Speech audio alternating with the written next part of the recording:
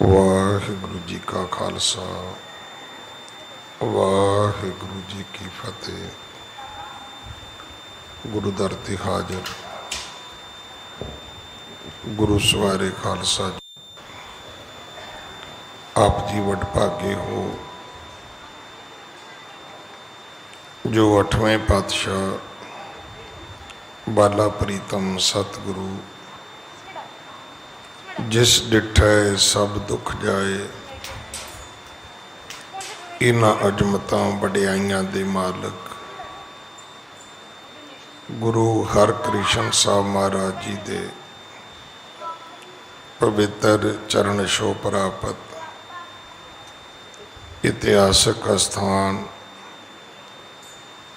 गुरुद्वारा बंगला साहब जी की यात्रा करदियां जुगो जुग अटल छतर चवर तखत दे मालक धन धन धन श्री गुरु ग्रंथ साहिब पातशाह महाराज जी दे हजूर मनुखा जीवन दीयां घड़ियां नूं सफला कर रहे हो। सतगुरु सारियां दी यात्रा सफल करन। हुण समा है गुरु दरबार दे निजम अनुसार गुरु इतिहास दी चल रही लड़ीवार कथा दा अपनियां मन बिरतियां एकागर करो। रसना पवित्र कर दे एक बार सारे उच्चारण करो जी सतनाम वाहिगुरु जी।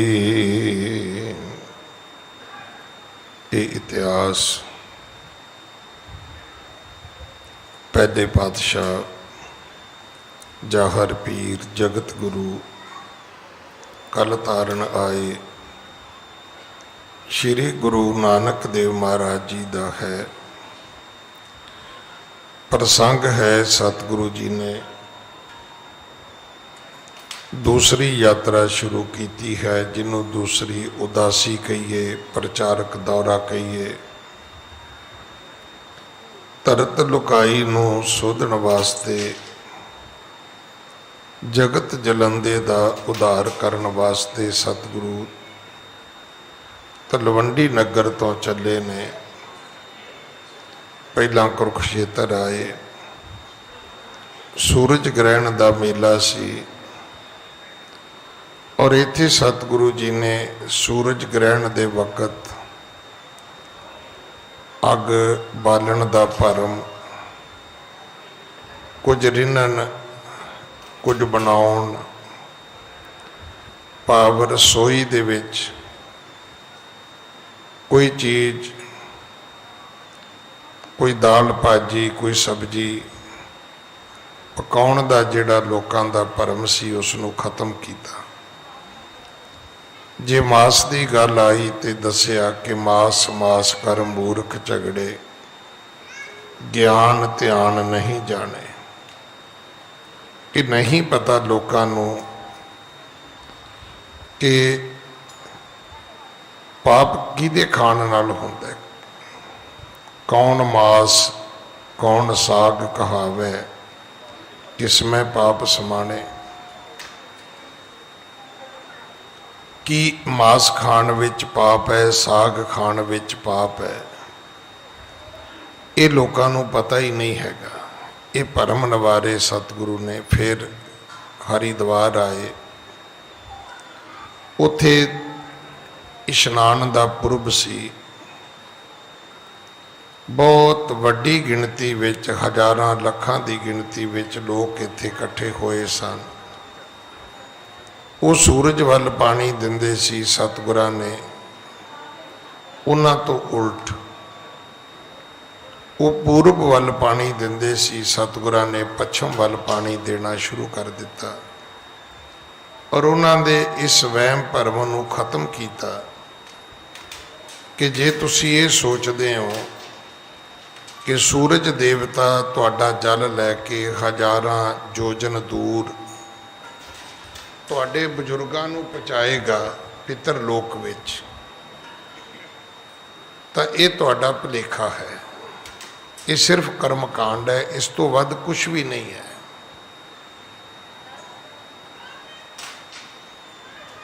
क्योंकि सतगुਰਾਂ ने कहा सी भी मैं अपनी खेती नूं पानी दिना। वो कहन लगे जी खेती कितनी दूर है? सतगुरु कहन लगे होएगी 200-250 मील होएगी। कहन लगे नहीं, ये पानी उत्थे नहीं जाएगा। इस पानी देण नाल तुहाडी खेती नहीं बच सकती, नहीं हरी भरी रह सकती। सतगुਰਾਂ क्या ठीक है, मेरा 200-250 मील नहीं जाएगा, तुहाडा हज़ारां योजन किवें जाएगा? फिर तुहाडा भी झूठ है। फिर वो कोई संध्या करन लग गया, कोई तर्पण करन लग गया, किसी ने माला फड़ लई ते अखां बंद कर लईआं। सतगुरु ने फिर बोलिया, कहन लगे तुसी पखंडी हो, कर्मकांडी हो। फिर सतगुਰਾਂ ने दसिया भी कि तुहाडे विचों एक जिहड़ा है वो मुल्तान विच फिरदा है, दूजा हस्तिनापुर विच फिरदा है, तीसरा जिहड़ा है वो काबल दे विच फिरदा है। तो मैं कल भी बेनती की सी, वो समा ही चंगा सी, नहीं तो मुकर जाते। जिस युग विच असीं आ, इस युग की एक कहानी मैं बहुत बारी साझी करदा। कहंदे 3 कीड़ियां तुरियां जांदियां सी। अगली कीड़ी कहती है मेरे पिछे 2 कीड़ियां ने। मगरली कीड़ी भी बोली, कहन लगी मेरे अगे भी 2 कीड़ियां ने। हुण उन्हां दोवां तो बाद विचकार वाली भी बोल उठी, कहन लगी 2 मेरे अगे ने, 2 मेरे पिछे ने। हुण जो अगली ने गल कही वो तो ठीक है भी 2 कीड़ियां पिछे ने, 3 टोटल सी। जिहड़ी पिछली ने कही वो भी ठीक सी कि कीड़ियां 3 ने तो 1 पिछे ते 2 अगे ने। हुण जिहड़ी विचकार वाली सी उहदा रौला पै गया। वो कहंदी भी मेरे अगे भी 2 ने, मेरे पिछे भी 2 ने। ते कहंदे जदों लंबा समा झगड़ा चलदा रहा, बहस मुआसा हुंदा रहा, अखीर उस कीड़ी नूं कहा भी साबित ते कर। वो कहती साबित करन दी की लोड़ है? कहंदे क्यों? कहती मैं तो झूठ बोलदी सी। आ हालत साडी है। असी अज झूठ नूं फैशन, झूठ नूं अपनी जिंदगी का एक ट्रेंड, झूठ नूं अपनी जिंदगी का एक टिकट बना लिया। हर काम नूं करन दे लई एक टिकट है साडा, झूठ बोलो तो लग जाओ, झूठ बोलो तो कर लो। एक वक्त सी जदों इस धरती ते कोई व्यक्ति छेती कीतिया झूठ नहीं सी बोलता। इन्हें कि झूठ बोलते नहीं सी, बोलते सी। जिवें आपां बाहरले मुल्कां 'च कहने उत्थे रिश्वत नहीं हैगी। क्यों नहीं हैगी बई? हैगी है। आईडी तो लैके ड्राइविंग लाइसेंस तो लैके सोशल सिक्योरिटी तक, पासपोर्टा तक सब कुछ बनता है। ऐसी कैटागिरी रब ने उत्थे भी पैदा की है जिहड़े रिश्वतखोर लोग ने। पर इदां नहीं है जिद्दां अपने है। अपने तो कई आदमियों को काम ही कोई नहीं है ना। मतलब उन्होंने एक गल विच 5-7 झूठ भी हो सकते हैं। इंडियन लोगों की हालत यह है। सवाल ही नहीं कि वह पाठ पूजा कितनी करते हैं, किहड़े गुरुद्वारे मंदिर जाते हैं, ये सवाल नहीं है। सवाल है भी उन्होंने झूठ नूं जिंदगी का टिकट बना लिया। हुण तो हालात ये ने कि व्यक्ति फोन करदा है, कहंदा कित्थे है, कहंदा मैं तो सरसे जा रहा, कहंदा फिर गड्डी खड़ी करके लैंडलाइन तो फोन कर। अज वो मेरे सज्जन नहीं हैगे दुनिया ते, इंडिया गेट सर्कल की गल है, कहते मैं अपने पड़ोसी को पूछया भी कित्थे है, कहता मैं तो बाहर हाँ, कहता मैं उन्होंने कहा तेरी कार मेरे अगे है, इंडिया गेट सर्कल च ही तू है, सर्कल च ही मैं आ, कहते नाल नाल साडियां कोठियां ने, भी तेरी गड्डी अगे है मेरी गड्डी मगर है।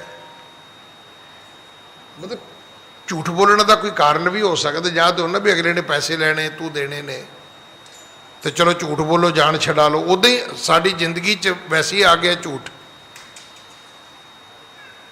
अगे हुंदा सी भी चलो मूँह तो गाल निकल गई जी, इदा ही कदे जी झूठ निकल गया जी, हुण तो असी मतलब सच ही कदे निकलता है। कोई विरला मनुख है जे कदे सच बोलता होवे तां। जदों सतगुरां ने कहा कि तू काबल विच सी, तू इंद्रप्रस्था विच सी, तीजे नूं कहा कि तू मुल्तान विच सी, उठ के खड़े हो गए, कहण लगे जी बिल्कुल ठीक है, जिथे तुसी आउने हो ना, एक दिन आके जिंदगी का सच बोल लियो, उधर ही भला हो जाएगा तुहाडा। तो भला बोलने लई की तरीका है, एक दिन आके शब्द पढ़ लियो जे कि हम अवगुण भरे एक गुण नाही, अमृत छाड़ बिख्या बेखाही। कहोगे कदे इत्थे आके भी हम अवगुण भरे, ना ना, सारियां तो चंगे ही असीं हां, सारे गुण ही साडे कोल ने।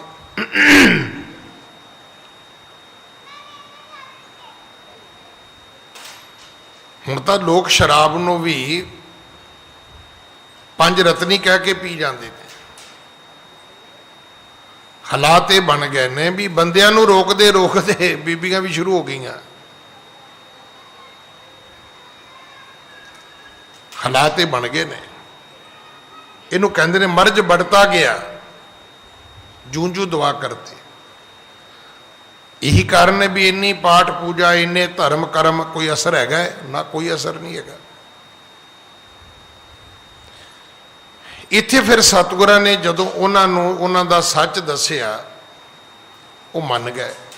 फिर उन्होंने गुरु जी के चरण पकड़े, फिर उन्होंने कहा गुरु जी नूं भी सानू अपने सिख बनाओ।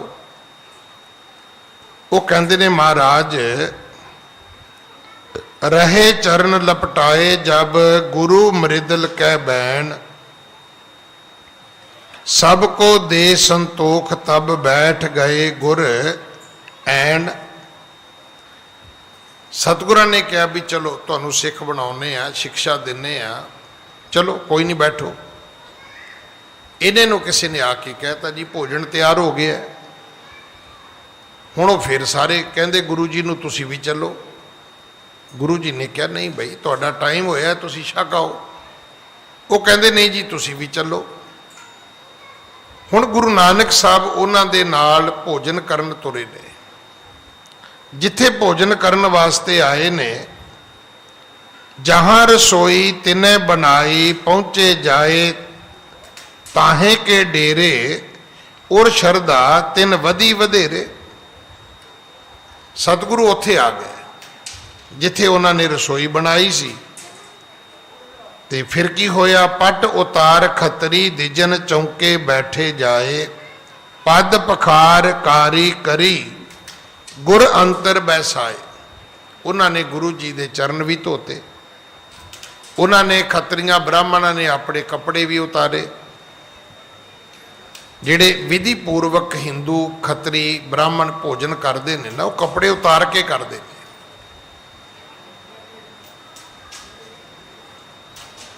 जदों सुच्चा चौंका बनाते हैं, जदों आले दुआले कारां कढ़ते हैं, तुसीं वेख्या ही होना है, वो नंगे पिंडे फोटोआं बड़ियां हुंदियां ने। सिर्फ कला जनेऊ उन्हां दे पाया तुहानूं नज़र आएगा, जां लंगोटियां धोतियां लाइयां होणगियां। इवें उन्होंने गुरु जी नूं भी बिठा लिया, गुरु जी के चरण भी धोते। हाँ जी। 300 श्री गुर गिरा अलाई, पिटके हो चौंका दियो गवाई। तो की होया,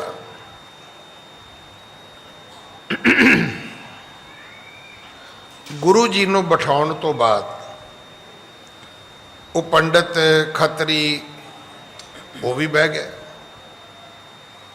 ਉਹ ਜਿਵੇਂ ਜਿਵੇਂ ਉਹਨਾਂ ਨੇ ਉਹ ਕਾਰਾਂ ਕੱਢੀਆਂ ਸੀ, ਲੀਕਾਂ ਮਾਰੀਆਂ ਸੀ, ਕਾਰ ਦਾ ਮਤਲਬ ਹੁੰਦਾ ਲੀਕ, ਜਿਵੇਂ ਜਿਵੇਂ ਉਹ ਬੈਠੇ ਤਾਂ ਗੁਰੂ ਨਾਨਕ ਸਾਹਿਬ ਜੀ ਨੇ ਇੱਕ ਬਚਨ ਉਚਾਰੇ ਨੇ, 300 ਸ਼੍ਰੀ ਗੁਰ ਗਿਰਾ ਅਲਾਈ, ਭਿੱਟਿਓ ਚੌਂਕਾ ਦਿਓ ਗਵਾਈ। ਸਤਿਗੁਰੂ ਕਹਿੰਦੇ ਬਈ ਤੁਸੀਂ ਬੈਠ ਕੇ ਬੜਾ ਹੀ ਮਾੜਾ ਕੀਤਾ ਹੈ, ਅਸੀਂ ਬੈਠੇ ਤੇ ਠੀਕ ਸੀ, ਹੁਣ ਤੁਸੀਂ ਬਹਿ ਗਏ ਹੋ ਤੇ ਚੌਂਕਾ ਤੇ ਪਿੱਟਿਆ ਗਿਆ। ਇਹ ਜਿਹੜੇ ਤੁਸੀਂ ਚੌਂਕੇ ਸੁੱਚੇ ਕੀਤੇ ਸੀ, ਜਿਹੜੀਆਂ ਕਾਰਾਂ ਕੱਢੀਆਂ ਸੀ, ਜਿਹੜੇ ਮੰਤਰ ਪੜ੍ਹੇ ਸੀ, ਉਹ ਤਾਂ ਸਾਰੇ ਵਿਨਾਸ਼ ਹੋ ਗਏ, ਖਤਮ ਹੋ ਗਏ। ਹਾਂਜੀ, ਕਿਉ ਕਾਢਤ ਹੋ ਇਹ ਠਾਕਾਰਾ, ਅੰਤਰ ਚੌਂਕਾ ਭਇਓ ਖੁਵਾਰਾ। ਸਤਿਗੁਰੂ ਜੀ ਕਹਿਣ ਲੱਗੇ ਫਿਰ ਇਹ ਕਾਰਾਂ ਕਿਉਂ ਕੱਢਦੇ ਹੋ? ਜੇ ਤੁਸੀਂ ਆ ਕੇ ਇੱਥੇ ਬੈਠਣਾ ਹੈ, ਇਸ ਗੋਬਰ ਨੂੰ ਫੇਰਨ ਦੀ ਕੀ ਲੋੜ ਹੈ? ਇਹ ਚੌਂਕੇ ਸੁੱਚੇ ਕਰਨ ਦੀ ਕੀ ਲੋੜ ਹੈ? ਅੰਤਰ ਚੌਂਕਾ ਭਇਓ ਖੁਵਾਰਾ, ਅੰਦਰੋਂ ਚੌਂਕਾ ਖੁਆਰ ਹੋ ਗਿਆ, ਖਰਾਬ ਹੋ ਗਿਆ, ਵਿਅਰਥ ਹੋ ਗਿਆ। ਹਾਂਜੀ, ਸੁਨ ਕਹਿ ਬਿਪਰਨ ਬੈਨ ਅਲਾਇਓ, ਬਹੁ ਸੋਚ ਸੋ ਭੋਜਨ ਕਰਵਾਇਓ। ਤਦੋਂ ਗੁਰੂ ਨਾਨਕ ਸਾਹਿਬ ਕਹਿਣ ਨੇ ਜਦੋਂ ਇਹ ਬਚਨ ਉਚਾਰੇ ਨੇ, ਹੁਣ ਇਸ ਗੱਲ ਦਾ ਜਿਹੜਾ ਜਵਾਬ ਹੈ ਉਹ ਪੰਡਤ ਦਿੰਦੇ ਨੇ, ਖੱਤਰੀ ਦਿੰਦੇ ਨੇ। ਸੁਣ ਕੇ ਬਿਪਰਨ ਬੈਣ ਅਲਾਇਓ, ਬਹੁ ਸੁਚ ਸੋ ਭੋਜਨ ਕਰਵਾਇਓ। ਕਹਿਣ ਲੱਗੇ ਮਹਾਰਾਜ ਕਿਵੇਂ? ਅਸੀਂ ਆਪਣੀ ਜਿਹੜੀ ਮਰਿਆਦਾ ਹੈ ਉਹਦੇ ਅਨੁਸਾਰ ਪੂਰੀ ਸੁਚਮਤਾ ਵਰਤੀ ਹੈ, ਪੂਰੀ ਪਵਿੱਤਰਤਾ ਵਰਤੀ ਹੈ, ਹਰ ਗੱਲ ਦਾ ਧਿਆਨ ਰੱਖਿਆ, ਕੋਈ ਝੂਠੇ ਹੱਥ ਨਹੀਂ ਲਾਏ, ਕਿਸੇ ਗਲਤ ਆਦਮੀ ਨੂੰ ਇਸ ਥਾਂ ਦੇ ਉੱਤੇ ਆਉਣ ਨਹੀਂ ਦਿੱਤਾ, ਇੱਥੋਂ ਤੱਕ ਕਿਸੇ ਦਾ ਪਰਛਾਵਾਂ ਵੀ ਨਹੀਂ ਪੈਣ ਦਿੱਤਾ। ਹਾਂਜੀ, ਚੌਂਕਾ ਗੋਬਰ ਕੋ ਕਰ ਲੀਨਾ, ਨਿਕਟ ਨ ਕੋ ਆਵਣ ਦੀਨਾ। ਕਹਿਣ ਲੱਗੇ ਜੀ ਗੋਬਰ ਦੇ ਨਾਲ ਚੌਂਕਾ ਸੁੱਚਾ ਕੀਤਾ। ਕੋਈ ਨੀਵੀਂ ਜਾਤੀ ਦਾ ਲੋਕ, ਕੋਈ ਸ਼ੂਦਰ, ਕੋਈ ਚੰਡਾਲ, ਕੋਈ ਭੰਗੀ, ਕੋਈ ਇਸ ਤਰ੍ਹਾਂ ਦੇ ਗੰਦਗੀ ਵਾਲੇ ਕਰਮ ਕਰਨ ਵਾਲਾ, ਅਸੀਂ ਇਸ ਪਾਸੇ ਕੋਈ ਬੰਦਾ ਆਉਣ ਹੀ ਨਹੀਂ ਦਿੱਤਾ। ਤੇ ਚੌਂਕਾ ਕਿਵੇਂ ਝੂਠਾ ਹੋ ਸਕਦਾ ਹੈ? ਚੌਂਕਾ ਕਿਵੇਂ ਭਿੱਟਿਆ ਜਾ ਸਕਦਾ ਹੈ? ਹਾਂਜੀ, ਸਮਦਾ ਧੋਏ ਅੰਨ ਚੁਨ ਸਭ ਹੀ, ਬੈਠ ਹਦੂਰ ਕਰਾਇਓ ਅਬ ਹੀ। ਕਹਿਣ ਲੱਗੇ ਮਹਾਰਾਜ ਅਸੀਂ ਤਾਂ ਲੱਕੜਾਂ ਵੀ ਧੋਤੀਆਂ ਨੇ। ਇੱਕ ਸੱਜਣ ਹੁਣ ਦੁਨੀਆ ਤੋਂ ਚਲਾ ਗਿਆ, ਮੈਂ ਨਾਂ ਨਹੀਂ ਲਵਾਂਗਾ, ਉਹ ਪਤਾ ਕੀ ਕਰਦਾ ਸੀ? ਉਹ ਰਾਤ ਨੂੰ ਆ ਜਿਹੜੇ ਨੋਟ ਹੁੰਦੇ ਨੇ ਨਾ, ਮੱਥਾ ਟੇਕੀਦਾ, ਇਹਨਾਂ ਨੂੰ ਵੀ ਧੋਂਦਾ ਸੀ, ਧੋ ਕੇ ਪੱਖੇ ਥੱਲੇ ਰੱਖ ਦੇਣੇ ਉਹਨੇ, ਵੀ ਪਤਾ ਨਹੀਂ ਕਿਹਦੇ ਕਿਹਦੇ ਹੱਥ ਲੱਗੇ ਹੋਣਗੇ। ਉਹ ਦੁਕਾਨਾਂ ਤੋਂ ਫੁੱਲ ਰਾਤ ਨੂੰ ਘਰ ਲੈ ਜਾਂਦਾ ਸੀ, ਘਰ ਜਾ ਕੇ ਫੁੱਲ ਵੀ ਧੋਂਦਾ ਸੀ, ਵੀ ਜਦੋਂ ਸਵੇਰੇ ਗੁਰਦੁਆਰੇ ਲੈ ਕੇ ਜਾਣੇ ਤੇ ਦੁਕਾਨ ਤੋਂ ਨਹੀਂ ਲੈ ਕੇ ਜਾਣੇ, ਘਰੋਂ ਧੋ ਕੇ ਸੁਕਾ ਕੇ ਫਿਰ ਲੈ ਕੇ ਆਉਣੇ। ਹੁਣ ਇੱਦਾਂ ਦੇ ਲੋਕ ਵੀ ਕੰਮ ਕਰਦੇ ਨੇ। ਇਹ ਹੁਣ ਇਸ ਤੋਂ ਵੀ ਅਗਲੀ ਗੱਲ ਹੈ। ਉਹ ਬ੍ਰਾਹਮਣ ਕਹਿਣ ਲੱਗੇ ਮਹਾਰਾਜ ਅਸੀਂ ਲੱਕੜਾਂ ਵੀ ਧੋਤੀਆਂ ਨੇ, ਬਸਦਾ, ਬਸਦਾ ਕਹਿੰਦੇ ਨੇ ਬਾਲਣ ਨੂੰ। ਸਮਦਾ ਧੋਏ ਅੰਨ ਚੁਣ ਸਭ ਹੀ, ਸਮਦਾ, ਸਮਦੇ ਦਾ ਅਰਥ ਹੈ ਲੱਕੜਾਂ। ਅਸੀਂ ਲੱਕੜਾਂ ਧੋਤੀਆਂ ਨੇ, ਅੰਨ ਵੀ ਧੋਤਾ ਹੈ। ਜਿਵੇਂ ਸਾਡੀਆਂ ਪੁਰਾਣੀਆਂ ਬਜ਼ੁਰਗ ਮਾਈਆਂ ਹੁੰਦੀਆਂ ਸੀ ਨਾ, ਜਾਂ ਤਾਂ ਇਉਂ ਕਹਿ ਲਓ ਕਿ ਉਹਨਾਂ ਕੋਲ ਸਮਾਂ ਹੁੰਦਾ ਸੀ, ਜਾਂ ਇਉਂ ਕਹਿ ਲਈਏ ਵੀ ਉਹਨਾਂ ਵਿੱਚ ਸੁਚਮਤਾ ਦੀ, ਪਵਿੱਤਰਤਾ ਦੀ ਬਹੁਤੀ ਇਸ ਗੱਲ ਦੀ ਜੀਵਨ ਵਿੱਚ ਜਾਂਚ ਹੁੰਦੀ ਸੀ। ਔਰ ਮੈਂ ਵੇਖਿਆ ਕਿ ਪਹਿਲਾਂ ਦਾਲ ਸਬਜ਼ੀ ਨੂੰ ਪਾਣੀ ਨਾਲ ਧੋਤਾ ਜਾਂਦਾ ਸੀ। ਅੱਜ ਵੀ ਬੜੇ ਲੋਕ ਨੇ ਘਰਾਂ ਵਿੱਚ ਫਲ ਫਰੂਟ ਵੀ ਲਿਆਉਂਦੇ ਨੇ, ਪਹਿਲਾਂ ਲਿਆ ਕੇ ਉਹਨੂੰ ਧੋਂਦੇ ਨੇ। ਕਣਕ ਤਾਂ ਮੈਂ ਖੁਦ ਆਪਣੀਆਂ ਅੱਖਾਂ ਨਾਲ ਵੇਖੀ ਹੈ ਵੀ ਪਹਿਲਾਂ ਕਣਕ ਧੋਣੀ, ਫਿਰ ਚੁਣਨੀ, ਉਹਦੇ 'ਚੋਂ ਰੋੜ ਕੱਢਣੇ, ਫਿਰ ਉਹਨੂੰ ਮੰਜੀ 'ਤੇ ਪਾ ਕੇ ਸੁਕਾਉਣਾ, ਉਹਦੀ ਰਾਖੀ ਬਹਿਣਾ। 2-2 4-4 ਦਿਨ ਕਣਕ ਸੁੱਕਦੀ ਰਹਿੰਦੀ ਸੀ। ਤੇ ਜਦੋਂ ਸਿਆਲ ਆਉਣ ਵਾਲਾ ਹੋਣਾ, ਉਹ ਗਰਮੀਆਂ 'ਚ ਪਹਿਲਾਂ ਹੀ 1-2 ਬੋਰੀਆਂ ਧੋ ਕੇ ਸੁਕਾ ਕੇ ਭਰ ਕੇ ਰੱਖ ਲੈਣੀਆਂ। ਫਿਰ ਚੱਕੀ ਤੇ ਜਾਣਾ ਤੇ ਆਟਾ ਆਪਣੀਆਂ ਅੱਖਾਂ ਦੇ ਸਾਹਮਣੇ ਪਿਸਾਉਣਾ ਵੀ ਦੁਕਾਨਦਾਰ ਜਿਹੜਾ ਹੈ ਉਹ ਕੋਈ ਹੇਰਾ ਫੇਰੀ, ਕੋਈ ਗੜਬੜ ਨਾ ਕਰੇ। ਬੜੀ ਸੁਚਮਤਾ ਹੁੰਦੀ ਸੀ। ਹੁਣ ਉਹ ਬ੍ਰਾਹਮਣ ਵੀ ਕਹਿੰਦੇ ਨੇ, ਕਹਿੰਦੇ ਮਹਾਰਾਜ ਲੱਕੜਾਂ ਵੀ ਧੋਤੀਆਂ ਨੇ, ਅੰਨ ਵੀ ਧੋਤਾ ਹੈ, ਅੰਨ ਨੂੰ ਚੁਣਿਆ ਵੀ ਹੈ। ਬੈਠ ਹਦੂਰ ਕਰਾਇਓ ਅਬ ਹੀ, ਤੇ ਬਿਲਕੁਲ ਆਪਣੀਆਂ ਅੱਖਾਂ ਦੇ ਸਾਹਮਣੇ ਇਹਨੂੰ ਪਕਵਾਇਆ। ਪਕਾਉਣ ਵਾਲਿਆਂ ਨੇ ਵੀ ਕੋਈ ਝੂਠੇ ਮਿੱਠੇ ਹੱਥ ਨਹੀਂ ਲਾਏ। ਹਾਂਜੀ। ਪਿਟੀ ਰਸੋਈ ਕਹਿਤੇ ਦੇਖੀ, ਸੋਚ ਸੰਜਮ ਹਮ ਕੀ ਨ ਵਸੇਖੀ। ਮਹਾਰਾਜ ਰਸੋਈ ਭਿੱਟੀ ਗਈ ਹੋਵੇ, ਇੰਨੇ ਬੰਦਿਆਂ ਦੇ ਧਿਆਨ ਕਰਦੇ ਆ, ਨਹੀਂ ਹੋ ਨਹੀਂ ਸਕਦਾ, ਅਸੀਂ ਨਹੀਂ ਵੇਖੀ।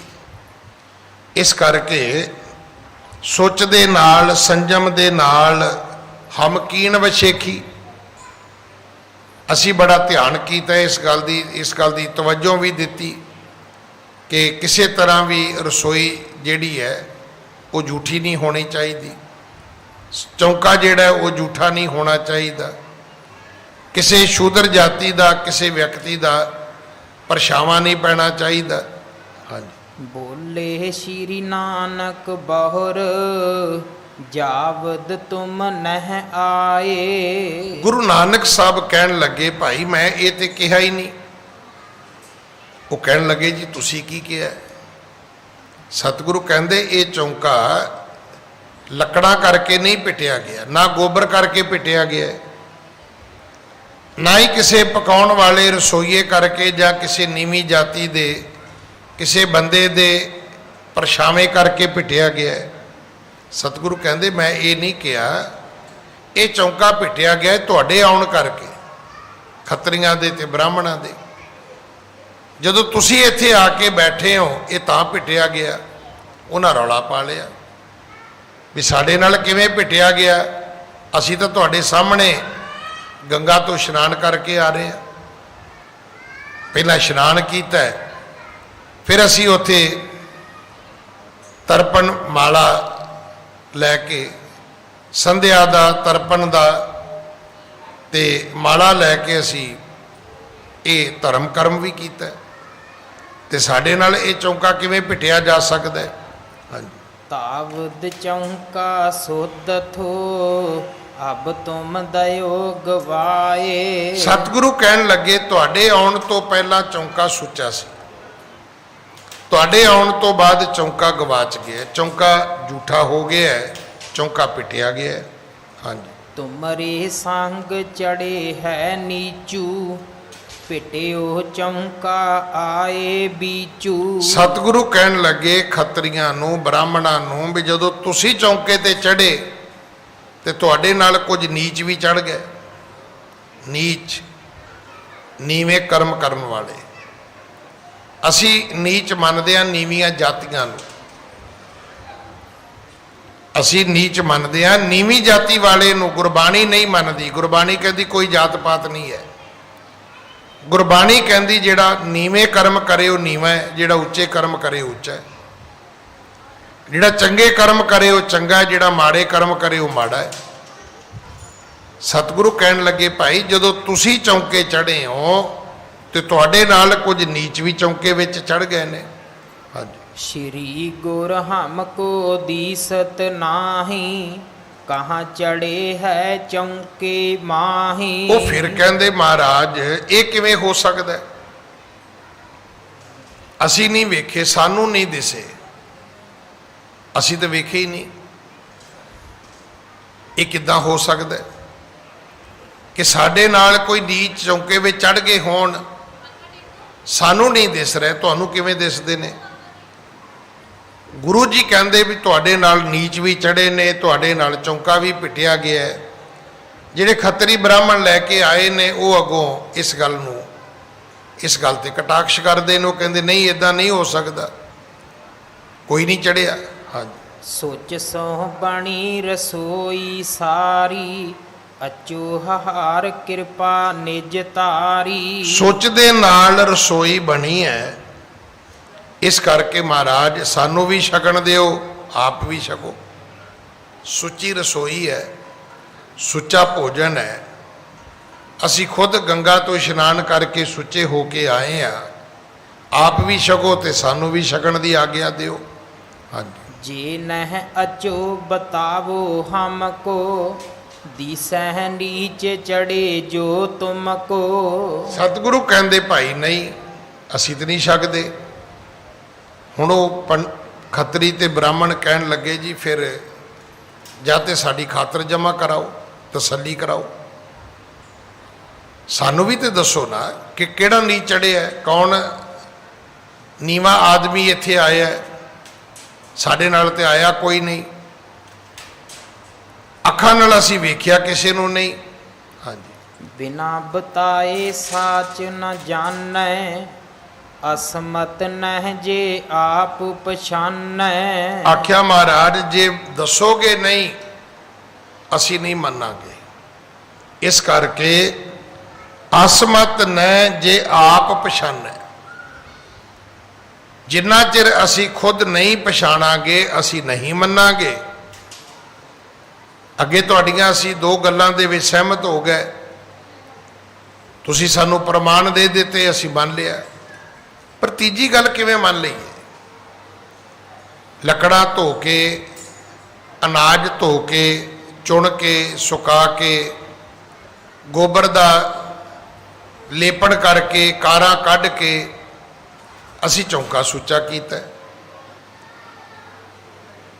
ਕੋਈ ਇੱਥੇ ਨੀਚ ਨਹੀਂ ਆਇਆ। ਹੁਣ ਬ੍ਰਾਹਮਣਾ ਖੱਤਰੀਆਂ ਦੇ ਮੁਤਾਬਕ ਨੀਚ ਤੋਂ, ਨੀਚ ਜਾਤੀ ਤੋਂ ਹੈ। ਅਸੀਂ ਅੱਜ ਵੀ ਇੱਥੇ ਰੁਕੇ ਹੋਏ ਹਾਂ।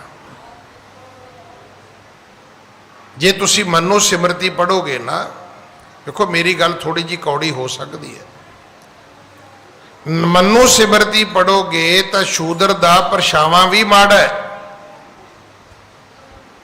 ਮੇਰੀ ਗੱਲ ਨੂੰ ਧਿਆਨ ਨਾਲ ਸੁਣਨਾ, ਸ਼ੂਦਰ ਦਾ ਪਰਛਾਵਾਂ ਵੀ ਮਾੜਾ ਹੈ, ਪਰ ਜੇ ਬ੍ਰਾਹਮਣ ਚਾਵੇ ਤੇ ਸ਼ੂਦਰ ਦੀ ਧੀ ਨਾਲ ਉਹ ਵਿਆਹ ਵੀ ਕਰ ਸਕਦਾ ਹੈ। ਮਤਲਬ ਜੇ ਸ਼ੂਦਰ ਦੀ ਲੜਕੀ ਸੁੰਦਰ ਹੋਵੇ ਤੇ ਬ੍ਰਾਹਮਣ ਦਾ ਦਿਲ ਕਰੇ ਕਿ ਮੈਂ ਸ਼ਾਦੀ ਕਰਨੀ ਹੈ, ਉਹ ਕਰ ਸਕਦਾ ਹੈ। ਫਿਰ ਸ਼ੂਦਰ ਦੀ ਧੀ ਵੀ ਜਿਹੜੀ ਉਹ ਪਵਿੱਤਰ ਹੋ ਜਾਏਗੀ। ਦੇਖੋ ਕਈ ਵਾਰ ਐਸੀ ਗੱਲਾਂ ਦਾ ਨਾ ਗੁੱਸਾ ਕਰਦੇ ਆ, ਇਹ ਗੱਲ ਇਦਾਂ ਕਿਉਂ ਬੋਲੀ ਜਾ ਰਹੀ ਹੈ, ਇਹ ਗੱਲ ਇਦਾਂ ਨਹੀਂ ਬੋਲੀ ਜਾ ਰਹੀ। ਇਹਨਾਂ ਗੱਲਾਂ ਨੇ ਹਿੰਦੁਸਤਾਨ ਨੂੰ 700 ਸਾਲ ਗੁਲਾਮ ਕਰ ਦਿੱਤਾ। ਸ਼ਕਤੀ ਇਕੱਠੀ ਹੋਈ ਨਹੀਂ, ਦੁਸ਼ਮਣ ਨਾਲ ਲੜ ਨਹੀਂ ਸਕੇ। ਅੱਜ ਵੀ ਤੁਸੀਂ ਮੁਸਲਮਾਨਾਂ 'ਚ ਵੇਖੋ, ਹਾਲਾਂਕਿ ਜਾਤਾਂ ਪਾਤਾਂ ਉਹਨਾਂ 'ਚ ਵੀ ਹੈਗੀਆਂ ਨੇ, ਪਰ ਜਿੱਥੋਂ ਤੱਕ ਲੜਨ ਵਰਨ ਦੀ ਗੱਲ ਉੱਥੇ ਉਹ ਸਾਰੇ ਇਕੱਠੇ ਨੇ। ਇੱਦਾਂ ਦੀ ਵਰਨ ਵੰਡ ਨਹੀਂ ਹੈਗੀ ਜਿੱਦਾਂ ਦੀ ਇੱਥੇ ਹੈ ਵੀ 100 ਬੰਦੇ ਨੂੰ 25-25 ਕਰਤਾ ਕਿ 25 ਬੰਦੇ ਵਿਦਿਆ ਪੜ੍ਹਨ ਪੜ੍ਹਾਉਣਗੇ, 25 ਬੰਦੇ ਲੜਨ ਮਰਨਗੇ, 25 ਬੰਦੇ ਖੇਤੀਬਾੜੀ ਦੁਕਾਨਦਾਰੀ ਕਰਨਗੇ, 25 ਬੰਦੇ ਲੋਕਾਂ ਦੀ ਮਲ ਮੂਤਰ ਵਿਸ਼ਟਾ ਚੁੱਕਣਗੇ। ਜਦੋਂ ਆਏ ਬਾਹਰੋਂ ਹਮਲਾਵਰ ਤੇ ਲੜਨ ਮਰਨ ਵਾਲੇ ਰਹਿ ਗਏ 25-75 ਬੰਦੇ ਕਹਿੰਦੇ ਸਾਡਾ ਤੇ ਕੰਮ ਹੀ ਨਹੀਂ। ਬ੍ਰਾਹਮਣ ਕਹਿੰਦੇ ਸਾਡਾ ਕੋਈ ਕੰਮ ਨਹੀਂ, ਵੈਸ਼ ਕਹਿੰਦੇ ਸਾਡਾ ਕੋਈ ਕੰਮ ਨਹੀਂ, ਸ਼ੂਦਰ ਕਹਿੰਦੇ ਸਾਡਾ ਕੋਈ ਕੰਮ ਨਹੀਂ। ਤੇ ਜਿਸ ਘਰ ਦੇ ਵਿੱਚੋਂ 75 ਬੰਦੇ ਹਥਿਆਰ ਸੁੱਟ ਦੇਣ ਤੇ ਫਿਰ ਭਾਈ 100 ਬੰਦਿਆਂ ਦੇ ਉੱਤੇ ਕਿਸੇ ਬਾਹਰਲੇ ਹਮਲਾਵਰ ਨੂੰ ਰਾਜ ਕਰਨ ਲੱਗਿਆ ਕਿਹੜੀ ਦੇਰੀ ਲੱਗਣੀ ਸੀ, ਕਿਉਂਕਿ ਉਹਨਾਂ ਨੇ ਆਏ ਤਿਆਰੀ 100 ਦੀ ਕਰਕੇ ਤੇ ਲੜਨ ਲਈ ਅੱਗੋਂ ਖਲੋਤੇ 25 ਬੰਦੇ, ਤੇ 25 ਨੂੰ ਤੇ ਉਹਨਾਂ ਨੇ ਜਿੱਤ ਹੀ ਲੈਣਾ ਸੀਗਾ। ਇਸ ਵਰਨ ਵੰਡ ਨੇ ਸਾਡਾ ਹਿੰਦੁਸਤਾਨ ਦਾ ਬੜਾ ਨੁਕਸਾਨ ਕੀਤਾ ਹੈ। ਇਹਦੇ ਨਾਲ ਸਾਡੇ ਵਿੱਚ ਬਹੁਤ ਦੁਬਿਧਾ ਪੈਦਾ ਹੋਈ ਹੈ। ਸਤਿਗੁਰੂ ਪਿਤਾ ਮਹਾਰਾਜ ਨੂੰ ਉਹ ਕਹਿੰਦੇ ਜੀ ਦੱਸੋ ਪਹਿਲਾਂ, ਵਿਖਾਓ, ਨਹੀਂ ਦੱਸੋਗੇ ਤੇ ਨਹੀਂ ਮੰਨਾਂਗੇ ਅਸੀਂ। ਹਾਂਜੀ। ਇਉਂ ਸੁਣ ਕਹਿ ਮਨ ਜਨ ਤੇ ਬਾਣੀ, ਇੱਕ ਸ਼ਲੋਕ ਉਚਰਿਓ ਗੁਣ ਖਾਨੀ। ਤਦੋਂ ਫਿਰ ਇਹ ਇੱਕ ਸ਼ਲੋਕ ਜਿਹੜਾ ਗੁਰੂ ਗ੍ਰੰਥ ਸਾਹਿਬ ਮਹਾਰਾਜ ਦੇ ਵਿੱਚ ਦਰਜ ਹੈ, ਇਹ ਗੁਰੂ ਕੀ ਬਾਣੀ ਹੈ। ਸਤਿਗੁਰਾਂ ਨੇ ਕਿਹਾ ਭਾਈ ਸੁਣੋ, ਫਿਰ ਉਹਨਾਂ ਨੂੰ ਮਨਾਉਣ ਵਾਸਤੇ, ਉਹਨਾਂ ਨੂੰ ਦੱਸਣ ਵਾਸਤੇ, ਉਹਨਾਂ ਦੀ ਤਸੱਲੀ ਵਾਸਤੇ ਸਤਿਗੁਰੂ ਜੀ ਨੇ ਬਾਣੀ ਉਚਾਰੀ, ਬਾਣੀ ਦਾ ਇੱਕ ਸ਼ਲੋਕ ਉਚਾਰਿਆ। ਹਾਂਜੀ। ਸ਼ਲੋਕ ਮਹੱਲਾ ਪਹਿਲਾ, ਕਬੁੱਧ ਡੂਮਣੀ ਕੋ ਦਇਆ ਕਸਾਇਣ, ਪਰ ਨਿੰਦਾ ਘਟ ਚੂਹੜੀ, ਮੁੱਠੀ ਕ੍ਰੋਧ ਚੰਡਾਲ, ਕਾਰੀ ਕੱਢੀ ਕਿਆ ਥੀਐ, ਜਾਂ ਚਾਰੇ ਬੈਠੀਆਂ ਨਾਲ। ਸਤਿਗੁਰੂ ਜੀ ਨੇ ਸ਼ਬਦ ਉਚਾਰਿਆ ਔਰ ਇਹ ਸ਼ਬਦ ਅੱਜ ਵੀ ਗੁਰੂ ਗ੍ਰੰਥ ਸਾਹਿਬ ਵਿੱਚ ਦਰਜ ਹੈ। ਸਤਿਗੁਰੂ ਕਹਿੰਦੇ ਤੁਹਾਡੇ ਕੋਲ ਹੈ ਕਬੁੱਧ, ਉਲਟੀ ਮੱਤ, ਪੁੱਠੀ ਮੱਤ, ਭੈੜੀ ਮੱਤ, ਮਾੜੀ ਮੱਤ। ਇੱਕ ਹੁੰਦੀ ਬੁੱਧ, ਇੱਕ ਹੁੰਦੀ ਕਬੁੱਧ। ਕਬੁੱਧ ਜਿਹੜੀ ਉਹ ਅਸੀਂ ਮਾੜੀ ਮੱਤ ਨੂੰ ਕਹਿੰਦੇ ਆ। ਸਤਿਗੁਰੂ ਕਹਿੰਦੇ ਜਿਹੜੀ ਤੁਹਾਡੇ ਕੋਲੇ ਮਾੜੀ ਮੱਤ ਹੈ ਇਹ ਡੂਮਣੀ ਹੈ। ਹੁਣ ਡੂਮ ਕਿਹਨੂੰ ਕਹਿੰਦੇ ਨੇ? ਭਾਈ ਮਰਦਾਨੇ ਨੂੰ ਡੂਮ ਕਹਿੰਦੇ ਸੀ। ਕਿਉਂ ਕਹਿੰਦੇ ਸੀ? ਕਿਉਂਕਿ ਉਹਨਾਂ ਦੀ ਅਖੌਤੀ ਜਾਤ ਜਿਹੜੀ ਸੀ ਉਹ ਮਰਾਸੀ ਸੀ। ਸਤਿਗੁਰੂ ਕਹਿੰਦੇ ਇਹ ਮਰਾਸਣ ਹੈ, ਜਿਹੜੀ ਤੁਸੀਂ ਉਲਟੀ ਮੱਤ ਧਾਰਨ ਕੀਤੀ ਹੈ, ਇਹ ਮਰਾਸਣ ਹੈ। ਕੋ ਦਇਆ ਕਸਾਇਨ, ਇੱਕ ਵਿੱਚ ਤੁਹਾਡੇ ਵਿੱਚ ਦਇਆ ਕੋਈ ਨਹੀਂ ਹੈ। ਕਿਸੇ ਨੂੰ ਮਾਫ ਕਰ ਦੇਣਾ, ਕਿਸੇ ਤੇ ਦਇਆ ਕਰ ਦੇਣੀ, ਕਿਸੇ ਤੇ ਤਰਸ ਕਰ ਦੇਣਾ, ਕਿਸੇ ਤੇ ਕਿਰਪਾ ਕਰਨੀ, ਕਿਸੇ ਤੇ ਮਿਹਰਬਾਨੀ ਕਰਨੀ ਤੁਹਾਡੇ 'ਚ ਹੈ ਨਹੀਂ। ਤੁਸੀਂ ਯਕੀਨ ਕਰੋਗੇ ਕਿੱਥੋਂ ਤੱਕ ਸੀ? ਇੱਥੋਂ ਤੱਕ ਕੋ ਦਇਆ ਕਿ ਇੱਕ ਹਿੰਦੂ ਬ੍ਰਾਹਮਣ ਜਾਂ ਖੱਤਰੀ ਉਹ ਵਿਆਹ ਕਰਕੇ ਡੋਲਾ ਲੈ ਕੇ, ਡੋਲੀ ਲੈ ਕੇ ਘਰ ਆ ਰਿਹਾ ਹੈ।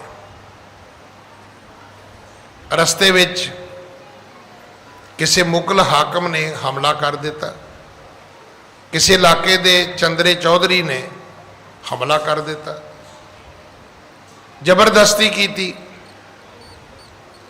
ਤੇ ਉਹ ਜਿਹੜੀ ਡੋਲੀ ਵਿੱਚ ਬੈਠੀ ਧੀ ਹੈ, ਬੱਚੀ ਹੈ, ਬੇਟੀ ਹੈ, ਉਹਨੂੰ ਚੁੱਕ ਕੇ ਲੈ ਗਿਆ। ਹੁਣ ਨਾ ਜਿਹੜਾ ਨੀਂਗਰ ਸੀ, ਲਾੜਾ ਸੀ, ਉਹ ਬਚਾ ਸਕਿਆ, ਨਾ ਉਹਦਾ ਮਾਂ ਪਿਓ ਬਚਾ ਸਕਿਆ, ਤੇ ਨਾ ਹੀ ਉਹ ਜਿਹੜੇ ਖਾਊ ਯਾਰ ਬਰਾਤੀ ਸੀ ਉਹ ਬਚਾ ਸਕੇ। ਇਹ ਬਰਾਤਾਂ ਇੱਥੋਂ ਸ਼ੁਰੂ ਹੋਈਆਂ ਸੀ। ਬਰਾਤਾਂ ਇੱਥੋਂ ਨਹੀਂ ਸੀ ਸ਼ੁਰੂ ਹੋਈਆਂ ਵੀ ਉੱਥੇ ਚਾਵਲੇ ਦਾ ਉਹ ਆਏਗਾ, ਬੈਂਡ ਵਾਜਾ ਤੇ ਉਹ ਅਮਕੇ ਦਾ ਢੋਲ ਆਏਗਾ ਤੇ ਉੱਥੇ ਆਪਾਂ ਨੱਚਾਂਗੇ, ਛੁਛਕੜਾ ਪਾਵਾਂਗੇ। ਬਰਾਤਾਂ ਇੱਥੋਂ ਨਹੀਂ ਸੀ ਸ਼ੁਰੂ ਹੋਈਆਂ। ਇਹ ਜਿਹੜੀਆਂ ਬਰਾਤਾਂ ਇੱਥੋਂ ਸ਼ੁਰੂ ਹੋਈਆਂ ਨੇ, ਪਹੁੰਚ ਕਿੱਥੇ ਗਈਆਂ ਨੇ ਪਤਾ ਤੁਹਾਨੂੰ? ਪਹੁੰਚ ਇੱਥੇ ਗਈਆਂ ਨੇ ਵੀ ਘਰ ਵਾਲੇ ਜਦੋਂ ਲਿਫਾਫਾ ਬਣਾਉਂਦੇ ਨੇ ਨਾ, ਉਦੋਂ ਘਰ ਦੇ ਸਾਰੇ ਨਿਆਣਿਆਂ ਨੂੰ ਕਹਿੰਦੇ ਵੀ ਚੱਲੋ। ਬੱਚੇ ਤੁਹਾਨੂੰ ਪਤਾ ਹੀ ਅੱਜ ਕੱਲ੍ਹ ਆਖੇ ਨਹੀਂ ਲੱਗਦੇ। ਬੱਚੇ ਤੇ ਚਾਹੁੰਦੇ ਨੇ ਵੀ ਅੱਜ ਮਾਂ ਪਿਓ ਕਿਤੇ ਜਾਣ ਤੇ ਪਿੱਪਲ ਦਾ ਪੱਤਾ ਤੋੜ ਕੇ ਪਤੰਗ ਡਾਵਾਂਗੇ, ਬੁੱਢੀ ਬੁੱਢਾ ਵੇਚ ਕੇ ਪਕੌੜੇ ਖਾਵਾਂਗੇ। ਨਿਆਣੇ ਤੇ ਚਾਹੁੰਦੇ ਹੀ ਨਹੀਂ ਬੱਚਿਆਂ ਨਾਲ ਤੁਰਨਾ। ਉਹ ਕਹਿੰਦੇ ਵੀ ਤੁਸੀਂ ਵਿਆਹ ਤੇ ਜਾਓ, ਉਹਨਾਂ ਨੂੰ ਹੁੰਦਾ ਵੀ ਅਸੀਂ ਘੁੰਮਣ ਫਿਰਨ ਜਾਵਾਂਗੇ। ਉਹ ਕਹਿੰਦੇ ਨਹੀਂ ਨਹੀਂ ਚੱਲੋ ਚੱਲੋ, ਤੇ ਮੁੜ ਕੇ ਪਤਾ ਲੱਗਦਾ ਵੀ ਉਹ ਕਹਿੰਦੇ ਵੀ 5100 ਰੁਪਈਆ ਸ਼ਗਨ ਪਾਉਣਾ ਹੈ, ਤੇ ਘੱਟੋ ਘੱਟ 4 ਪਲੇਟਾਂ ਦੇ ਚੁੱਕਣ ਵਾਲੇ ਹੋਣੇ ਚਾਹੀਦੇ ਨੇ। ਵੀ 2 ਪਲੇਟਾਂ ਦਾ ਖਾਣਾ ਖਾ ਕੇ ਤੇ 5100 ਰੁਪਈਆ ਸ਼ਗਨ, ਤੇ ਬਹੁਤ ਮਹਿੰਗਾ ਹੋ ਗਿਆ ਸੌਦਾ। ਆ ਜਿਹੜੀਆਂ ਬਰਾਤਾਂ ਨੇ ਇੱਥੇ ਰਿਸ਼ਤੇ ਪਹੁੰਚ ਗਏ ਨੇ। ਇਹ ਮਤ ਸੋਚਣਾ ਵੀ ਉਹ ਸਾਰੇ ਤੁਹਾਡੇ ਰਿਸ਼ਤੇਦਾਰ ਆਏ ਨੇ, ਨਹੀਂ ਆਏ। ਉਹ ਰੋਟੀ ਖਾਣਗੇ ਤੁਰ ਜਾਣਗੇ, ਨਹੀਂ ਉਡੀਕਣਗੇ ਬਰਾਤ ਆਈ ਕਿ ਨਹੀਂ ਆਈ, ਨਹੀਂ ਵੇਖਣਗੇ ਬੱਚੀ ਦੀਆਂ ਲਾਵਾਂ ਹੋਈਆਂ ਕਿ ਨਹੀਂ ਹੋਈਆਂ। ਉਹ ਨਹੀਂ ਉਡੀਕਣਗੇ ਵੀ ਬਾਪ ਨੇ ਅਜੇ ਕੰਨਿਆ ਦਾਨ ਕੀਤਾ ਕਿ ਨਹੀਂ ਕੀਤਾ। ਉਹ ਨਹੀਂ ਵੇਖਣਗੇ ਕਿ ਬੱਚੀ ਡੋਲੀ ਵਿੱਚ ਬੈਠੀ ਕਿ ਨਹੀਂ ਬੈਠੀ। ਕਿੰਨੀ ਉਤਸੁਕਤਾ ਹੁੰਦੀ ਸੀ। ਅਸੀਂ ਪਿੰਡਾਂ 'ਚ ਰਹਿਣ ਵਾਲੇ ਲੋਕ ਹਾਂ, ਪੱਠੇ ਲੇਟ ਹੋ ਜਾਣੇ, ਡੋਲੀ ਤੁਰਦੀ ਵੇਖਣੀ ਹੈ।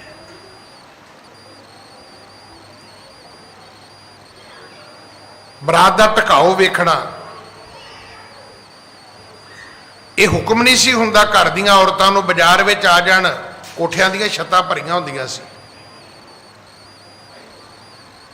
ਹੁਣ ਉਹ ਕਿੱਥੇ ਗਿਆ? ਸਾਰਾ ਕੁਝ ਖਤਮ ਹੋ ਗਿਆ। ਹੁਣ ਤੁਸੀਂ ਕਹੋਗੇ ਜੇ ਅਸੀਂ ਗਾਂਹ ਵਧੂ ਹੋ ਗਏ, ਗਾਂਹ ਵਧੂ ਨਹੀਂ ਹੋ ਗਏ, ਅਸੀਂ ਗਾਂਹ ਹੀ ਚਲੇ ਗਏ, ਮੁੜ ਕੇ ਆਏ ਨਹੀਂ। ਮੇਰੀ ਗੱਲ ਦਾ ਗੁੱਸਾ ਨਾ ਕਰਨਾ। ਅੱਜ ਰੋਟੀ 1500 ਬੰਦੇ ਦੀ ਹੋਏਗੀ ਵਿਆਹ 'ਚ, ਤੇ ਜਦੋਂ ਬਰਾਤ ਢੁਕਦੀ ਹੈ ਉੱਥੇ 100 ਬੰਦਾ ਮੁਸ਼ਕਲ ਨਾਲ ਹੋਏਗਾ, ਤੇ ਜਦੋਂ ਡੋਲੀ ਤੁਰਦੀ ਹੈ ਉਦੋਂ 40 ਬੰਦੇ ਵੀ ਮੁਸ਼ਕਲ ਨਾਲ ਹੋਣਗੇ। ਸਭ ਭੱਜ ਜਾਂਦੇ ਨੇ।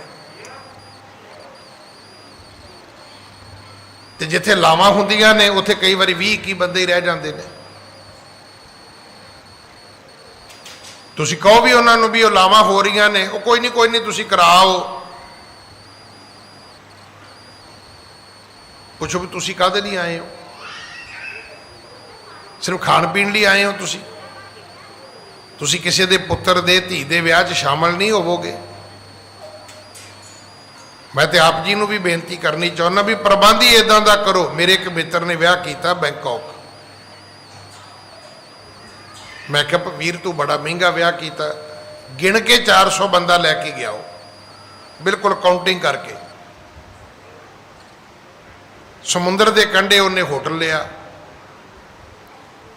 ਉਹ ਸ਼ਹਿਰ ਤੋਂ 250 ਮੀਲ ਦੂਰ ਸੀ। ਢੋਲ ਵਾਲੇ ਵੀ ਇੱਥੋਂ ਲੈ ਕੇ ਗਿਆ, ਮਹਿੰਦੀ ਵਾਲੇ ਵੀ ਇੱਥੋਂ ਲੈ ਕੇ ਗਿਆ, ਦਹੀਂ ਭੱਲਿਆਂ ਵਾਲੇ ਵੀ ਇੱਥੋਂ ਹੀ ਲੈ ਕੇ ਗਿਆ ਉਹ। ਮੈਂ ਕਿਹਾ ਤੈਨੂੰ ਵਿਆਹ ਮਹਿੰਗਾ ਨਹੀਂ ਪਿਆ? ਕਹਿੰਦਾ ਨਾ ਭਾਜੀ ਸਸਤਾ ਪਿਆ। ਮੈਂ ਕਿਹਾ ਉਹ ਕਿਵੇਂ? ਕਹਿੰਦਾ ਇੱਥੇ 12 ਫੰਕਸ਼ਨ ਕਰਨੇ ਪੈਣੇ ਸੀ। ਫਿਰ ਇੱਜ਼ਤ ਖਰਾਬ ਹੁੰਦੀ ਜੀ, ਹੋਟਲ 'ਚ ਸਾਰੇ ਫੰਕਸ਼ਨ ਕਰੋਗੇ ਤਾਂ। ਆਪਣੀ ਇੱਜ਼ਤ ਬਚਾਉਣ ਲਈ ਇੱਕ ਈਸਟ, ਦੂਜਾ ਵੈਸਟ, ਤੀਜਾ ਨਾਰਥ, ਚੌਥਾ ਸਾਊਥ, ਪੰਜਵਾਂ ਸੈਂਟਰ ਦਿੱਲੀ 'ਚ ਕਰਨਾ ਪੈਣਾ ਸੀ। ਮੈਂ ਕਿਹਾ ਉੱਥੇ ਕੀ ਹੋਇਆ? ਕਹਿੰਦਾ ਉੱਥੇ ਕੀ, ਸਾਰੇ ਕੈਦ ਕੀਤੇ ਸੀ। ਕਹਿੰਦਾ ਨਾ 250 ਮੀਲ ਕੋ ਟੈਕਸੀ ਲੈ ਕੇ ਬਾਜ਼ਾਰ ਘੁੰਮਣ ਜਾਵੇ ਤੇ ਨਾ ਵਿੱਚੋਂ ਬਾਹਰ ਨਿਕਲੇ। ਮੈਂ ਕਿਹਾ ਫੇਰ? ਕਹਿੰਦਾ ਸਵੇਰੇ ਵੀ ਇਕੱਠੇ, ਦੁਪਹਿਰੇ ਵੀ ਇਕੱਠੇ, ਸ਼ਾਮੀ ਵੀ ਇਕੱਠੇ, ਰਾਤ ਨੂੰ ਵੀ ਇਕੱਠੇ। ਕਹਿੰਦਾ ਖਰਚਾ ਤੇ ਮੇਰਾ ਹੋਇਆ, ਪਰ ਕਹਿੰਦਾ ਮੈਂ ਰਿਸ਼ਤੇਦਾਰਾਂ ਦਾ ਲਾਭ ਪੂਰਾ ਲਿਆ, ਹਰ ਫੰਕਸ਼ਨ ਵਿੱਚ ਸ਼ਾਮਲ ਕੀਤੇ ਹੋ।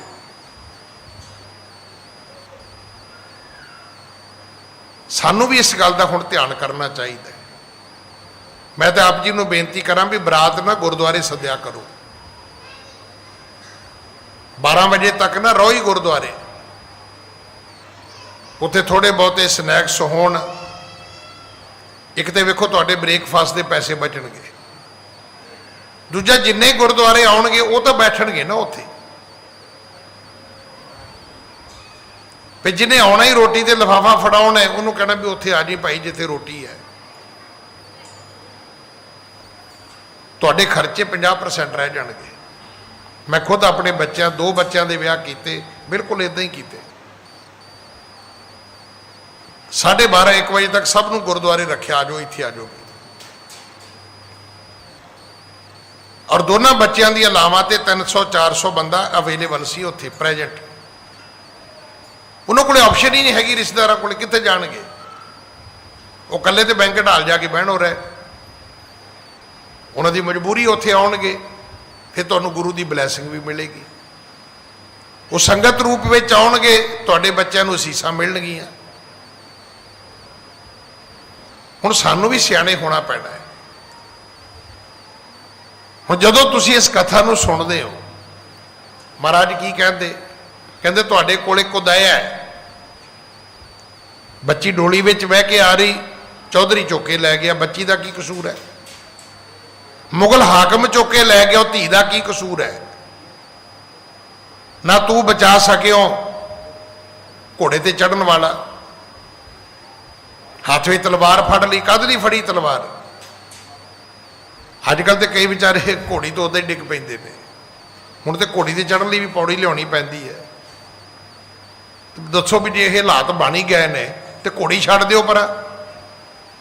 ਘੋੜੀ ਦੇ ਨਾਲ ਪੌੜੀ ਚੁੱਕਣੀ ਜ਼ਰੂਰੀ ਹੈ, ਪਰ ਘੋੜੀ ਚੜਾਉਣਾ ਹੈ ਮੁੰਡਾ। ਕਿਰਪਾਨ ਉਹਨੇ ਪੁੱਠੀ ਫੜੀ ਹੁੰਦੀ ਹੈ, ਵੀ ਨਹੀਂ ਫੜਨੀ ਆਉਂਦੀ ਤੇ ਨਾ ਫੜੋ। ਅੱਗੋਂ ਕਿਹੜਾ ਮੁਗਲਾਂ ਦੇ ਉਹ ਆ ਰਹੇ ਨੇ ਚੌਧਰੀ ਕੋ ਡੋਲਾ ਲੁੱਟਣ ਵਾਸਤੇ ਜਿਹੜਾ ਤੁਸੀਂ ਰੋਕਣਾ। ਇਹ ਗੱਲਾਂ ਉਦੋਂ ਸੀ। ਹੁਣ ਹੋ ਗਿਆ, ਬੱਚੀ ਮੁਗਲ ਲੈ ਗਿਆ। ਹੁਣ ਸਿੱਖਾਂ ਨੂੰ ਪਤਾ ਲੱਗਿਆ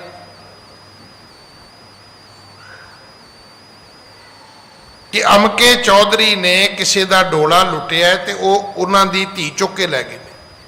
ਖਾਲਸੇ ਨੇ ਜਾ ਕੇ ਉਹਨੂੰ ਚੌਧਰੀ ਨੂੰ ਮਾਰਿਆ, ਬੱਚੀ ਨੂੰ ਛਡਾਇਆ, ਬੱਚੀ ਨੂੰ ਹਿੰਦੂਆਂ ਦੇ ਘਰ ਲੈ ਕੇ ਆਂਦਾ ਕਿ ਲਓ ਭਾਈ ਇਹ ਤੁਹਾਡੀ ਧੀ ਹੈ। ਉਹ ਕਹਿੰਦੇ ਨਾ ਨਾ ਨਾ ਨਾ ਨਾ ਨਾ, ਹੁਣ ਨਹੀਂ ਰੱਖਣੀ। ਪੁੱਛੋ ਹੁਣ ਕੀ ਹੋਇਆ? ਕਹਿੰਦੇ ਪਿੱਟੀ ਗਈ ਹੈ। ਉਹ ਨਹੀਂ ਪਿੱਟੀ ਗਈ, ਪਿੱਟੇ ਤਾਂ ਤੁਸੀਂ ਗਏ, ਤੁਸੀਂ ਮਰ ਜਾਂਦੇ ਉੱਥੇ। ਉਹ ਬੱਚੀ ਚੁੱਕੀ ਨਹੀਂ ਸੀ ਜਾ ਸਕਦੀ, ਉਹਦੀ ਇੱਜ਼ਤ ਲੁੱਟੀ ਨਹੀਂ ਸੀ ਜਾ ਸਕਦੀ, ਉਹ ਬੱਚੀ ਪਿੱਟੀ ਨਹੀਂ ਸੀ ਜਾ ਸਕਦੀ। ਕਾਇਰ ਤਾਂ ਤੁਸੀਂ ਨਿਕਲੇ, ਕਮਜ਼ੋਰ ਤਾਂ ਤੁਸੀਂ ਨਿਕਲੇ। ਸਿੱਖਾਂ ਨੇ ਤੇ ਫਿਰ ਬੱਚੀ ਵਾਪਸ ਲੈ ਕੇ ਆਂਦੀ। ਉਹ ਕਹਿੰਦੇ ਨਹੀਂ ਅਸੀਂ ਨਹੀਂ ਰੱਖਣੀ। ਫਿਰ ਸਿੱਖਾਂ ਨੇ ਕੀ ਕੀਤਾ? ਸਿੱਖਾਂ ਨੇ ਕਿਹਾ ਧੀਏ ਸਾਡੀ ਤਾਂ ਤੂੰ ਧੀ ਹੈ, ਸ਼ੱਕ ਅਮਰਤ ਅਸੀਂ ਤੈਨੂੰ ਰੱਖਾਂਗੇ, ਅਸੀਂ ਤੇਰੇ ਨਾਲ ਵਿਆਹ ਵੀ ਕਰਾਂਗੇ ਔਰ ਤੈਨੂੰ ਇੱਜ਼ਤ ਮਾਣ ਵੀ ਦੇਾਂਗੇ। ਵੀ ਤੇਰਾ ਕੀ ਕਸੂਰ ਹੈ? ਕਸੂਰ ਉਸ ਚੌਧਰੀ ਦਾ ਸੀ, ਉਸ ਮੁਗਲ ਹਾਕਮ ਦਾ ਸੀ। ਉਹਨੂੰ ਸਜ਼ਾ ਦੇ ਦਿੱਤੀ, ਉਹਨੂੰ ਮਾਰ ਦਿੱਤਾ ਜਿਹਨੇ ਪਾਪ ਕੀਤਾ। ਕੋ ਦਇਆ ਕੀ ਹੈ? ਦਇਆ ਦਾ ਅਰਥ ਇਹ ਨਹੀਂ ਹੈ ਕਿ ਕੀੜੀ ਤੇ ਪੈਰ ਨਹੀਂ ਰੱਖਣਾ ਜੀ, ਚੂਹਾ ਨਹੀਂ ਮਾਰਨਾ ਜੀ, ਮੱਖੀ ਨਹੀਂ ਮਾਰਨੀ ਜੀ, ਮੱਛਰ ਨਹੀਂ ਮਾਰਨਾ ਜੀ। ਇੱਦਾਂ ਦੀ ਦਇਆ ਕਰਦੇ ਆਪਾਂ। ਗੰਢੇ ਨਹੀਂ ਖਾਣੇ ਜੀ, ਲਸਣ ਨਹੀਂ ਖਾਣਾ ਜੀ। ਲਓ ਇਹਨੂੰ ਦਇਆ ਕਹੀ ਜਾਂਦੇ ਅਸੀਂ। ਸਤਿਗੁਰੂ ਕਹਿੰਦੇ ਤੁਹਾਡੇ ਵਿੱਚ ਕੋ ਦਇਆ ਹੈ, ਤੁਸੀਂ ਕਿਸੇ ਤੇ ਤਰਸ ਨਹੀਂ ਕਰਦੇ। ਪਰ ਨਿੰਦਾ ਘੱਟ ਚੂੜੀ, ਤੁਹਾਡੇ ਵਿੱਚ ਪਰਾਈ ਨਿੰਦਿਆ ਵੀ ਹੈ। ਦੂਜੇ ਨੂੰ ਮਾੜਾ ਕਹਿਣਾ। ਸਤਿਗੁਰੂ ਕਹਿੰਦੇ ਪਤਾ ਹੈ ਤੁਹਾਡੇ ਵਿੱਚ ਕੀ ਹੈ? ਕਹਿੰਦੇ ਇਹਨੂੰ ਚੂੜੀ ਕਹਿੰਦੇ।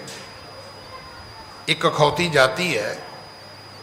ਅੱਜ ਕਿਸੇ ਨੂੰ ਇਹ ਸ਼ਬਦ ਤੁਸੀਂ ਵਰਤਦੇ ਹੋ ਨਾ ਤੇ ਜ਼ਮਾਨਤ ਨਹੀਂ ਹੈ, ਸਿੱਧੀ ਸਜ਼ਾ ਹੈ ਕਿ ਤੁਸੀਂ ਕਿਸੇ ਨੂੰ ਚੂੜਾ ਬੋਲ ਦਿੱਤਾ, ਚੂੜੀ ਬੋਲ ਦਿੱਤਾ।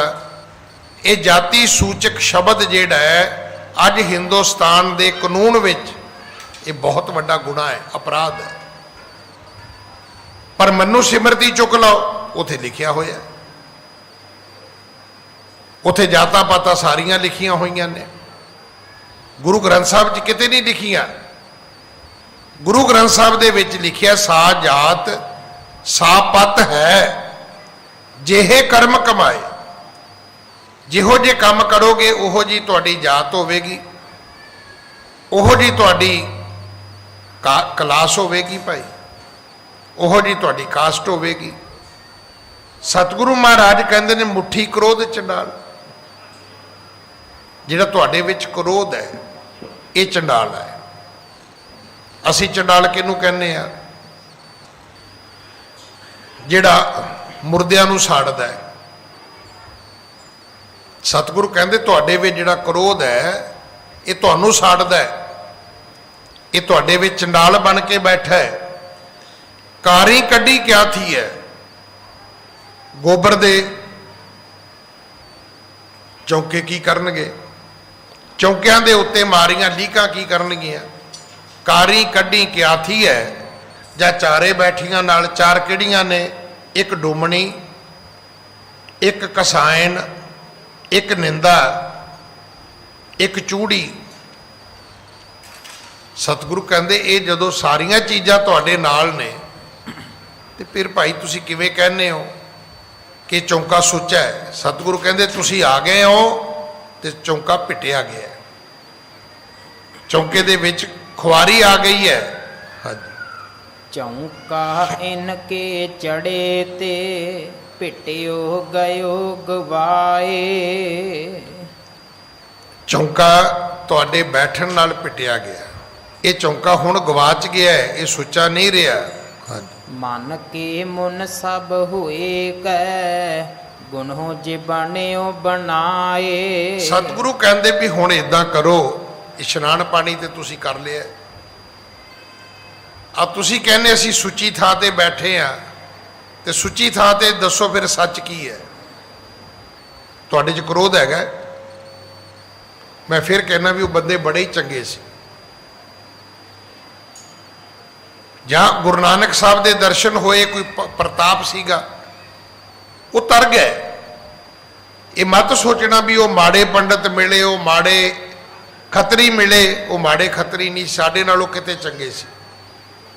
ਉਹਨਾਂ ਨੂੰ ਸਾਖਸ਼ਾਤ ਗੁਰੂ ਨਾਨਕ ਮਿਲਿਆ ਸੀ, ਫਿਰ ਚੰਗੇ ਸੀ। ਉਹਨਾਂ ਨੇ ਆਪਣੀਆਂ ਗਲਤੀਆਂ ਮੰਨ ਲਈਆਂ। ਉਹਨਾਂ ਨੇ ਕਿਹਾ ਜੀ ਬਿਲਕੁਲ ਠੀਕ ਹੈ, ਸਾਡੇ ਵਿੱਚ ਕ੍ਰੋਧ ਵੀ ਹੈ, ਸਾਡੇ ਵਿੱਚ ਨਿੰਦਿਆ ਵੀ ਹੈ, ਸਾਡੇ ਵਿੱਚ ਕੁਦਇਆ ਵੀ ਹੈ, ਸਾਡੇ ਵਿੱਚ ਕਬੁੱਧ ਵੀ ਹੈ। ਆਪਾਂ ਸਾਰੇ ਇਹੋ ਕੰਮ ਹੀ ਕਰਦੇ, ਹੋਰ ਕੀ ਕਰਦੇ ਆ? ਇਹ ਸਾਡੇ ਕੋਲ ਮਾੜੀ ਬੁੱਧੀ ਨਹੀਂ ਹੈਗੀ, ਬਿਲਕੁਲ ਹੈਗੀ। ਨਿੰਦਿਆ ਨਹੀਂ ਹੈਗੀ, ਬਿਲਕੁਲ ਹੈਗੀ ਹੈ। ਸਾਨੂੰ ਰਾਸੀ ਨਿੰਦਿਆ ਤੋਂ ਆਉਂਦਾ ਹੈ। ਜਿਹੜਾ ਸਾਨੂੰ ਰਸ ਆਉਂਦਾ ਹੈ ਉਹ ਸਿਰਫ ਨਿੰਦਿਆ ਤੋਂ ਹੀ ਆਉਂਦਾ ਹੈ।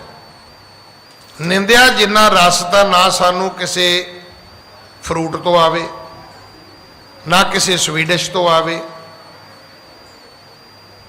ਆ ਜਿਹੜੀਆਂ ਖਾਣ ਪੀਣ ਵਾਲੀਆਂ ਚੀਜ਼ਾਂ, ਇਹ ਵੀ ਰਸ ਨੇ ਨਾ। ਰਸ ਸੋਇਨਾ, ਰਸ ਰੂਪਾ ਕਾਮਣ, ਰਸ ਪਰਮਲ ਕੀ ਵਾਸ, ਰਸ ਘੋੜੇ, ਰਸ ਸੇਜਾ ਮੰਦਰ, ਰਸ ਮਿੱਠਾ, ਰਸ ਮਾਸ, ਏਤੈ ਰਸ ਸਰੀਰ ਕੇ। ਇਹ ਗੁਰੂ ਗ੍ਰੰਥ ਸਾਹਿਬ 'ਚ ਲਿਖੇ ਹੋਏ ਨੇ, ਜਿੰਨੇ ਮੈਂ ਬੋਲੇ ਨੇ। ਪਰ ਸਭ ਤੋਂ ਵੱਧ ਰਸ ਆਉਂਦਾ ਸਾਨੂੰ ਨਿੰਦਿਆ ਵਿੱਚ, ਕਿਸੇ ਦੀ ਬੁਰਾਈ ਕਰਕੇ। ਹੁਣ ਜੇ ਤੁਸੀਂ ਕਹੋ ਜੀ ਅਸੀਂ ਨਹੀਂ ਮੰਨਦੇ, ਚੇਤਾ ਰੱਖਿਓ, ਗੁਰਦੁਆਰਿਓਂ ਬਾਹਰ ਨਿਕਲਿਓ ਤੇ ਕਿਸੇ ਸੱਜਣ ਨਾਲ ਗੱਲ ਕਰਿਓ ਵੀ ਮੈਂ ਨਾ ਉਹ ਜਿਹੜਾ ਗਿਆਨੀ ਜੀ ਦੇ ਨਾਲ ਪੋਥੀ ਨਹੀਂ ਪੜ੍ਹਦਾ ਮੁੰਡਾ, ਉਹਦੀ ਤੁਹਾਨੂੰ ਮੈਂ ਇੱਕ ਗੱਲ ਦੱਸਣੀ ਹੈ, ਪਰ ਹੁਣ ਮੇਰੇ ਕੋਲ ਟਾਈਮ ਨਹੀਂ ਹੈਗਾ। ਮੈਨੂੰ ਆਪਣਾ ਟੈਲੀਫੋਨ ਨੰਬਰ ਦਿਓ, ਮੈਂ ਤੁਹਾਨੂੰ ਬੈਲ ਮਾਰਦਾ, ਫਿਰ ਮੈਂ ਗੱਡੀ 'ਚ ਬਹਿ ਕੇ ਫੋਨ ਕਰਾਂਗਾ। ਤੇ ਹੁਣ ਤੁਸੀਂ ਫੋਨ ਨਾ ਕਰਿਓ, ਅੱਧੇ ਘੰਟੇ ਬਾਅਦ ਤੁਹਾਨੂੰ ਫੋਨ ਆ ਜਾਏਗਾ, ਭਾਜੀ ਤੁਸੀਂ ਫੋਨ ਕਰਨਾ ਸੀ, ਆ ਤੁਹਾਡੀ ਬੈਲ ਆਈ ਸੀ, ਮੈਂ ਵਾਪਸ ਕਾਲ ਕੀਤੀ ਹੈ। ਉਹ ਕਹਿੰਦਾ ਮੈਂ ਥੋੜ੍ਹਾ ਜਿਹਾ ਬਿਜੀ ਹਾਂ, ਘੰਟੇ ਬਾਅਦ ਫਿਰ ਕਾਲ ਆ ਜਾਏਗੀ। ਉਹ ਤੁਸੀਂ ਮੁੰਡੇ ਦੀ ਗੱਲ ਦੱਸਣੀ ਸੀ, ਤੁਸੀਂ ਕਹਿਣਾ ਨਹੀਂ ਹੁਣ ਮੈਂ ਲੇਟ ਹੋ ਗਿਆ, ਮੈਂ ਸੌਣ ਲੱਗਾ, ਸਵੇਰੇ 9 ਵਜੇ ਫਿਰ ਆ ਜਾਏਗੀ। ਭਾਜੀ ਉਹ ਗੱਲ ਤੇ ਦੱਸੀ ਨਹੀਂ। ਮਤਲਬ ਇਹ ਹਾਲਤ ਹੈ ਸਾਡੀ। ਇੰਨੀ ਉਤਸੁਕਤਾ ਤੁਸੀਂ ਮੈਨੂੰ ਦੱਸੋਗੇ ਵੀ ਕਿਸੇ ਚੀਜ਼ ਵਿੱਚ ਹੈਗੀ ਹੈ। ਇੰਨੇ ਫੋਨ ਤਾਂ ਅਸੀਂ ਕਿਸੇ ਤੋਂ ਪੈਸੇ ਲੈਣੇ ਹੁਣ ਤਾਂ ਨਹੀਂ ਕਰਦੇ, ਕਿਸੇ ਦੀ ਬੁਰਾਈ ਸੁਣਨ ਲਈ ਫੋਨ ਜ਼ਰੂਰ ਕਰਦੇ ਆ। ਔਰ ਫਿਰ ਇਹ ਗੁਰੂ ਬਾਣੀ 'ਚ ਲਿਖਿਆ ਹੈ, ਇਹ ਜਿਹੜੀਆਂ ਮੈਂ ਤੁਹਾਨੂੰ ਬੇਨਤੀਆਂ ਕਰਦਾ ਮੈਂ ਆਪਣੇ ਕੋਲੋਂ ਨਹੀਂ ਕਰਦਾ, ਸਤਿਗੁਰੂ ਦੀ ਬਾਣੀ 'ਚ ਲਿਖਿਆ ਹੈ ਕਿ ਇਹ ਜਿਹੜੀ ਨਿੰਦਿਆ ਹੈ ਨਾ, ਅਸਲ ਵਿੱਚ ਇਹਦੇ ਵਿੱਚੋਂ ਬੰਦੇ ਨੂੰ ਰਸ ਆਉਂਦਾ ਹੈ।